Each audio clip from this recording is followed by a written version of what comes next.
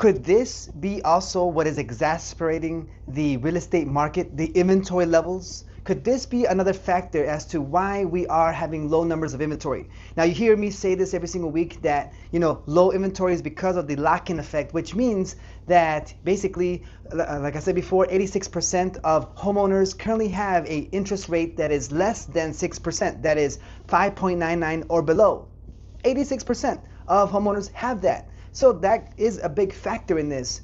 But according to Sarah Marx here in Housing Wire this week, she posted an article that spoke about basically that a Redfin report, right? A Redfin report showed that the majority of older homeowners plan to stay in their home as they age. And as you know, here with the baby boomers and the influx of population that exists with baby boomers, basically what happens with them in the vast majority is going to really influence what happens in the economy, and especially here in the housing market. As you know, here those older Americans are staying in their homes longer, according to this article. So my question is, when I read this, is this having an influence, right, on what happens in the housing market? Is this a reason why we're having high prices? Is this a reason why there's a lot of bid wars and not enough inventory?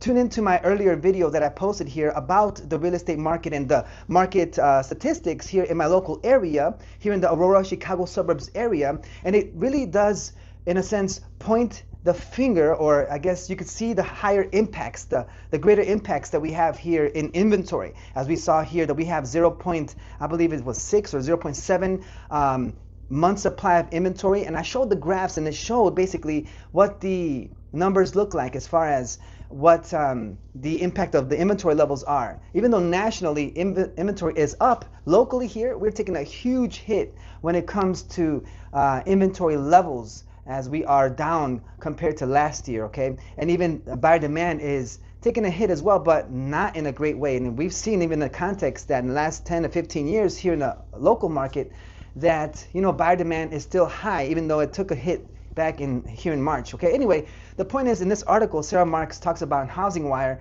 is that the majority of older homeowners plan to stay in their home as they age. So let's take a look here at some of the highlights of this article. I'm not going to read it verbatim here. However, I did take out some highlights, some bookmarks, some underlined marks here, and I want to share with you. So basically, as you see here, it says a majority of older homeowners plan to stay in their home as they age, according to a Redfin study. They did 2 surveys about this, and they examined what's happening here. And yeah, they found out this. I'm going to read it right here. It says, the recent survey, Redfin found that over 3/4, that is 78% of older American homeowners, right, 78%, ages 60 and up, are planning to stay in their current home as they age. That's what's happening there, okay? Nothing wrong with that. Every American has a right to home ownership. There's no discrimination. We discourage that, and we are more for having, as many people have as best housing available as possible, all right? And this is the American dream, right? And nothing against it. And hopefully folks out there are not getting upset at the older population and saying, well, you guys should move into retirement homes and leave the houses to us. Again, everyone has that right, and we should not take away or belittle or make them feel that they have pressure to get out. However, there's a need for them to be taken care of appropriately, and sometimes it's on a case-by-case basis. Sometimes folks need that help and might benefit from having housing, but we'll get into that in a little bit here in this article, okay? So basically, again, Redfin found in a recent survey that around 78% of older American homeowners are planning to stay put. 78, that's a great majority of those baby boomers. Majority of older homeowners plan. And so it says here, almost 80% of boomers own the home that they live in. Now compare that to millennials. I myself am a millennial, was born in 1985, and so 55, a little bit over half of millennials also own their own home. So compare the baby boomers, right, to the millennials, there is, just a difference, right? 80%, 8 out of 10 boomers own the home that they live in, compared to just about half of millennials. So it seems like, yes, millennials in the grand scheme of things are out here trying to get homes, but it seems that the boomers, right, the older population of 60 and above, are deciding to stay put. So what can help this situation? And so we're going to see here again that maybe, yes, political forces can have a say and have sway in in building more homes and getting programs together to help the population, but that remains to be seen, right?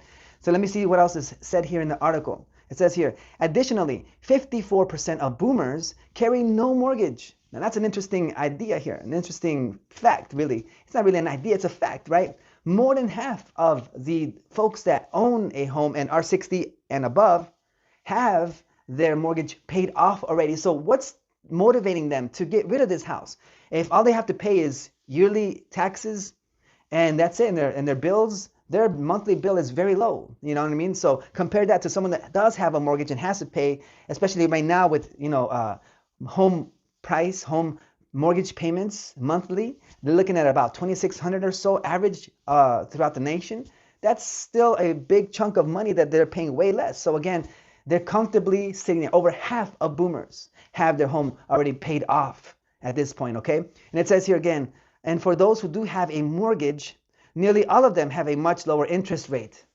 So that again ties into this lock-in effect that folks, again, 86% of Americans right now currently have an interest rate less than 6%. So they're comfortably sitting, whereas right now the interest rates are hovering and flirting around 7%, 7.1, 6.9, right? That's just the way it's going to look like, at least for some time as well, as we don't see interest rates lowering significantly. Some think that maybe interest rates this year, and a side note, right here in 2024, the latter part of this year, some predict that interest rates are going to be at the lower sixes, but not going to see anything around 5. And again, there are those who think and believe that when interest rates do drop from 7% down, that we're going to see more homes coming in the market. But again, we don't see a huge influx of homes hitting the market anytime soon. And this article here by Sarah Marx on Housing Wire, as well shows that, folks are holding on to their properties as they get older. They're deciding to do that. It's not said here in this article that interest rates play a factor, but it's just their,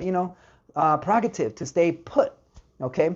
And they all either have it all paid off or they have an interest rate that is much lower. And again, back in 2020, 2021, when interest rates were at 2.5%, 3% or so, everyone was trying to get out here and refinance their home or purchase a property, okay? I myself was one of them, right? We were able to lock in a good old 2.85% interest rate, which is great. But nowadays, that interest rate is much higher, which results in hundreds of dollars extra every single month, which is a make it or break it for a lot of folks out there. Okay, so yes, that's what it says here. They have a much lower interest rate than they would if they sold and bought a new home today. So they're not incentivized. They're not incentivized to sell their home. Interest rates really don't have that much sway in them giving up their home, okay? Older Americans who own their home are financially incentivized to stay put. That's basically what it is, right? Again, because of the fact that they own their home and because of the fact that the other half of boomers have a much lower interest rate, financially speaking, they're incentivized to just stay there. They're not motivated to get out of their house or sell their house. They're not. They're just motivated, rather, to stay where they are, okay? That's what the article is saying here. But the government, it says, isn't prioritizing building housing for seniors, no, which is further encouraging older Americans to stay put, exacerbating the inventory shortage again. So again, here in this highlight in this article by Sarah Marx, it's basically saying here that the government isn't prioritizing building housing for seniors. That's just not a priority at this time. And so because of that, you know what? They're not incentivized. They're not motivated. They're not, being encouraged to seek other ways of getting this. So that's really what the article was saying here is that. Another reason why we have inventory the way it is and the inventory Marx levels are not as high as we would like, and thus the prices of homes keep going up and up, and demand is up there, but buyers out there are frustrated as well because they have to compete and it's a lot of competition out here, etc.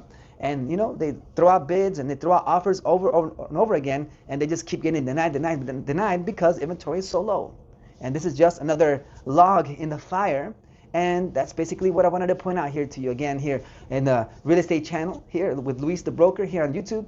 I try to bring you the most relevant news here, obviously with some charts and graphs, statistics as they show up. I give you some housing information as well, not just for the general public out there, but also for the real estate agent, especially the part-time real estate agent that wants to put in the full-time work. Well, here I read the article for you. I bring out the meat, spit out the bones, and I bring this news to you. So if you like this kind of content, make sure to like and subscribe to this channel. Let me know if there's anything in particular you want me to look into and investigate for you and bring it out here as well. So with that said, thanks for watching this, and I'll see you in the next video.